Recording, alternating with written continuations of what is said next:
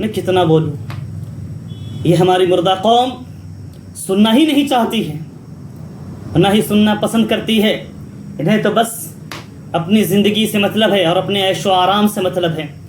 کب تک مرنا ہے؟ تمہیں مرنا ہے، ایک دن تم مر جاؤ گے، قبر میں جاؤ گے، حشر میں رب کے سامنے پیش کیے جاؤ گے، کیا منہ دکھاؤ گے، کیا جواب؟ میں ان مسلمانوں سے اپیل کرنا چاہتا ہوں جن مسلمانوں کے پاس زندہ دل ہے۔ جو مردہ دل مسلمان ہیں، میں ان سے کوئی بات نہیں کرنا چاہتا اور نہ ہی ان سے مجھے کوئی شکایت ہے۔ جو اپنے دل کے کانوں سے میری اپیل کو سننا چاہتے ہیں وہ اس ویڈیو میں بنے رہیں۔ جو اپنے دل کے کانوں سے نہیں سننا چاہتے ہیں بلا شبہ وہ دور جا سکتے ہیں، اس ویڈیو کو کاٹ سکتے ہیں، ان سے ہماری کوئی شکایت نہیں ہوگی، کیونکہ میں سمجھ چکا ہوں ان کا دل مردہ ہو چکا ہے۔ جس کو زندہ کرنا ہدایت دینے والا اللہ ہے، گمراہ بھی کرنے والا اللہ ہے، اور اللہ جسے ہدایت دے دے دنیا کی اوقات نہیں ہے کہ اسے گمراہ کر سکتی ہے، اور اللہ جسے گمراہ کر دے دنیا کی کوئی حیثیت نہیں کہ اسے ہدایت دے سکتی ہے۔ مجھے بات کرنی ہے، آپ اپنے دل کے کانوں کو اچھی طرح کھول لیجئے اور پوری ویڈیو غور سے سنیے۔ میں ایک ہاسپٹل میں کام کرنے والا شخص ہوں، میں یہاں کا انچارج ہوں۔ آج صبح میں ایک غیر مذہب سے تعلق رکھنے والا شخص میرے پاس آتا ہے اور کہتا ہے ایک پیشنٹ ہے جس کا علاج کروانا ہے۔ میں نے کہا ٹھیک ہے بلا لو۔ وہ پیشنٹ آتی ہے، مجھے حیرانی ہوتی ہے اس پیشنٹ کو دیکھ کر کے کہ بلانے والا ہے غیر مذہب سے تعلق رکھنے والا اور آنے والی ہمارے مذہب سے تعلق رکھنے والی۔ میں اسی وقت بڑا حیرت زدہ ہوا کہ یہ ایک مسلمان کی بیٹی، ایک مسلمان کی بہن کیسے کسی غیر کے ساتھ آ سکتی ہے؟ کیا اس کے آس پڑوس میں، اس کے گھر میں، اس کے رشتہ دار میں کوئی اپنے مذہب سے تعلق رکھنے والا کوئی شخص نہ ملا تھا کہ جو کسی غیر کا دامن پکڑ کر کے یہاں تک آ گئی؟ مگر اس سے بڑی بات تو یہ ہے، مجھے افسوس اس وقت ہوا کہ جب وہ بچی یہاں سے جانے لگی تو وہ غیر مذہب سے تعلق رکھنے والے شخص کے ساتھ اس کے بائک پہ بیٹھ کر کے ماں اور بیٹی دونوں چلی جاتی ہیں۔ پھر بھی مجھے اتنی زیادہ تکلیف نہیں ہوئی۔ پھر بات آگے بڑھتی ہے، اس پیشنٹ کو میں نے پھر شام کو بلوایا۔ وہ شام میں آتی ہے، ابھی تقریباً یہ 7:10 ہونے والے ہیں۔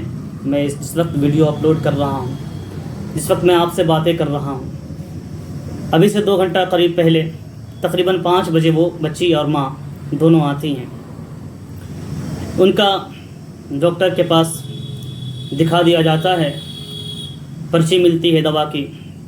جیسے ہی میں میڈیکل میں جاتا ہوں تو اپنی بچی کی کہانی سناتی ہے۔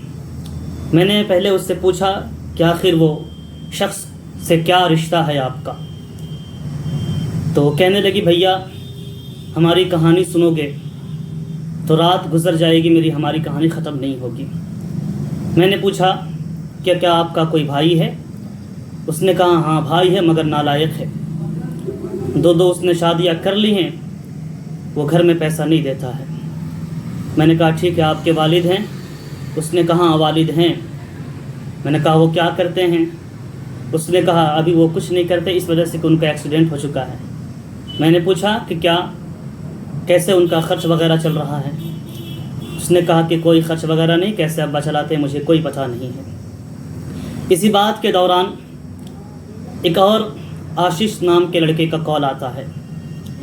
پھر وہ تقریباً 10 منٹ اس لڑکے سے بات کرتی ہے۔ میں نے اس سے الٹرا ساؤنڈ کرانے کو کہا تھا۔ میں نے پوچھا الٹرا ساؤنڈ کیوں نہیں لائی؟ اس نے کہا کہ 1000 روپے لگ رہے تھے، میرے پاس اتنے پیسے نہیں تھے۔ تو پھر وہ لڑکی اپنی ماں سے کہتی ہے کہ آشش بھیا کا کال آیا تھا، انہوں نے کہا ہے کہ میں کرا دوں گا، مجھے بتانا چاہیے تھا۔ میں اس بات کے فکر مند ہونے لگا کہ کیا اس کے گھر میں، اس کے آس پڑوس میں، اس کے محلے میں کوئی ایسا مسلمان مرد نہیں تھا جو اس کی امداد کر سکتا تھا، اس کی مدد کر سکتا تھا کہ اسے غیروں سے تعلقات بنانا پڑ گیا۔ مجھے بڑا افسوس ہوا اپنے مسلمان قوم کے بارے میں سوچ کر کے کہ ایسی ہماری قوم جو اس قدر مردہ ہو چکی ہے کہ اسے اپنی بہن، بیٹی، بہو کی عزت کا کوئی خیال نہیں۔ وہ خود امیری میں وہ اس طرح وہ ڈوب چکا ہے امیری کے نشے میں، وہ اس طرح چور ہو چکا ہے کہ اسے اس بات کا بھی احساس نہیں ہے کہ وہ اس کے آس پڑوس میں، اس کے محلے میں، اس کے گھر میں، اس کے رشتہ دار میں کوئی تو ایسا ہوگا جو مدد کی، جو محتاج ہے، جو غیروں سے تعلقات بنانے کی اس کی مجبوری ہو گئی ہے۔ آخر بتاؤ ہماری بچیاں کیوں تعلقات بنا رہی ہیں؟ غریب کا اگر ہم خیال کرتے کہ یہ تعلقات اس قدر نہ بنتے۔ میں نے خیر زیادہ باتیں آپ سے کیا کروں، مجھے اپیل بس یہ کرنی ہے آپ سے کہ آپ کے پاس، آپ کے اگل بغل، آپ کے محلے میں، آپ کے گاؤں میں، آپ کے قصبے میں، آپ کے پڑوس میں آپ نظر ڈالو کہ کون محتاج ہے، کون مدد کے قابل ہے، ہمیں کسے مدد کرنی چاہیے۔ آپ نظر ڈالو تاکہ وہ غیروں تک نہ جائیں، اور آپ کے پاس اگر کوئی مدد کے لیے آ رہا ہے تو اس کی مدد کرو۔ اگر آپ مدد نہیں کرو گے تو غیروں تک جائیں گے ہی، انہیں جان کی فکر ہے۔ وہ بچی اگر غیروں سے تعلقات بنا رہی ہے، وہ لاکھ بھیا بھیا کہہ رہی ہے، مگر کیا آپ کو بھروسہ ہے کہ جو غیر جس غیر کو بھیا کہہ رہی ہے وہ غیر اس کو اپنی بہن مانتا ہوگا؟ جس طرح کا آج ماحول چل رہا ہے، بھگوا لو ٹریپ، اسی طرح ہماری بچیوں کو پھنسایا جا رہا ہے۔ کس قدر ان کی عزتیں نیلام کی جا رہی ہیں، انہیں نوچ نوچ کر کے یہ غیر کھا جا رہے ہیں، ٹکڑے ٹکڑے انہیں کر دے رہے ہیں، پھر بھی ہمیں افسوس نہیں ہو رہا ہے، احساس نہیں ہو رہا ہے۔ امیروں سے میری گزارش ہے، جن کے پاس دولت ہے تو مدد کرو یار، کیوں امیری کے نشے میں چور ہو چکے ہو؟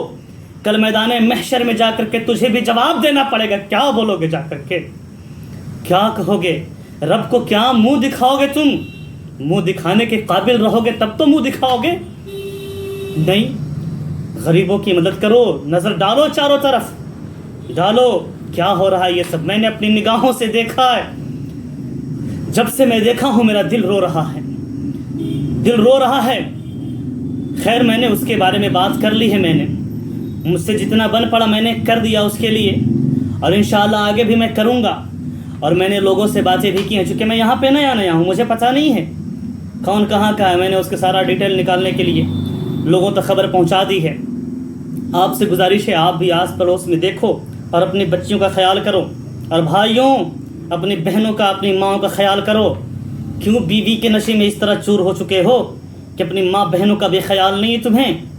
میں کتنا بولوں، یہ ہماری مردہ قوم سننا ہی نہیں چاہتی ہے، نہ ہی سننا پسند کرتی ہے۔ انہیں تو بس اپنی زندگی سے مطلب ہے اور اپنے عیش و آرام سے مطلب ہے۔ کب تک مرنا ہے تمہیں، مرنا ہے۔ ایک دن تم مر جاؤ گے، قبر میں جاؤ گے، حشر میں رب کے سامنے پیش کیے جاؤ گے۔ کیا منہ دکھاؤ گے؟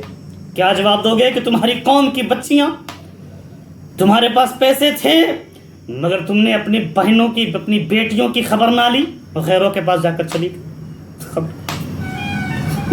لعنت ہو، لعنت ہو، لعنت تم جیسے لوگوں پر، مردے لوگوں پر۔ مردہ قسم کے لوگ یہی کرتے ہیں، اپنے عیش و آرام سے ڈھونڈ رہے ہو۔ جاؤ تلاش کرو، دیکھو، نظر ڈالو، نظر ڈالو۔